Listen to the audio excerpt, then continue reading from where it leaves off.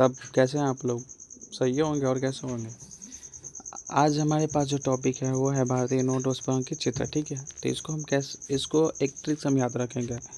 Basically exam में question आता है कि 50 रुपये, 20 रुपया, 10 रुपया, 200 के नोट पे किस चीज़ का चित्र है और इन्हीं में से 4 को ऑप्शन डाल देगा। ठीक, तो उस टाइम जो होता है हम लोग दिमाग कन्फ्यूज हो जाता है कि क्या होगा क्या नहीं होगा।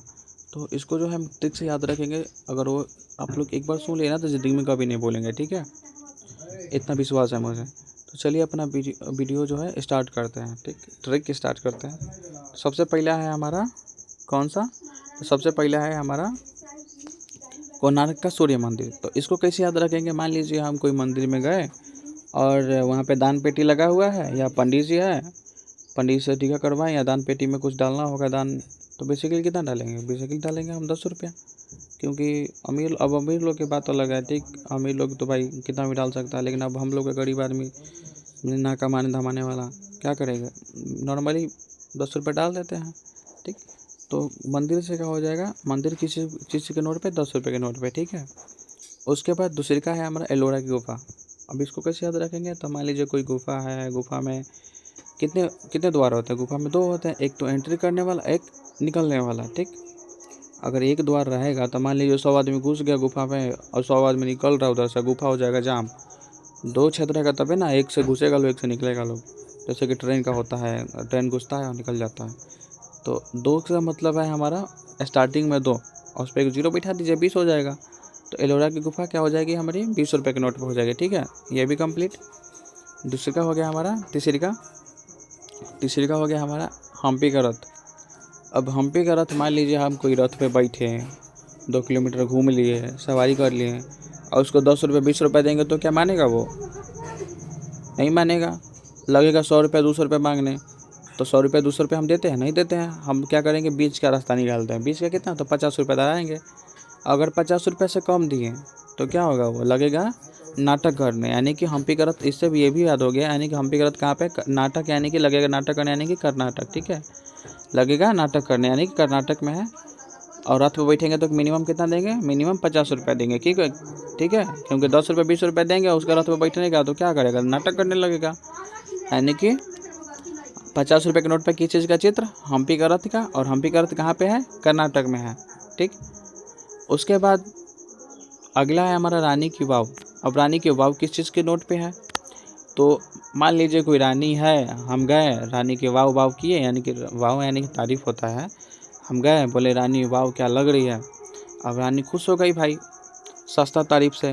अब रानी क्या की? 100 रुपये धरा दी, जबकि रानी के पास इतना कैपेसिटी है कि 500 200 के भी नोट दे सकती थी, लेकिन रानी की जो क्या की? 100 रुपये की ही नोट दी। अब भाई हम लोग का मन उदास हो गया। ठीक, कि रानी 100 ही रुपया दी, अब क्या करेंगे? 100 रुपया में हम लोग को गुजारा करना पड़ेगा। अब गुजारा से क्या हो जाएगा? गुजरात, गुजारा से गुजरात। अब ये भी याद हो गया हम लोग का कि रानी की वाव कहाँ पे है? गुजरात में है। ठीक है, रानी 100 रुपया दी, उसमें भी हम लोग को गुजारा करना पड़ेगा। अब गुजारा से हो जाएगा गुजरात।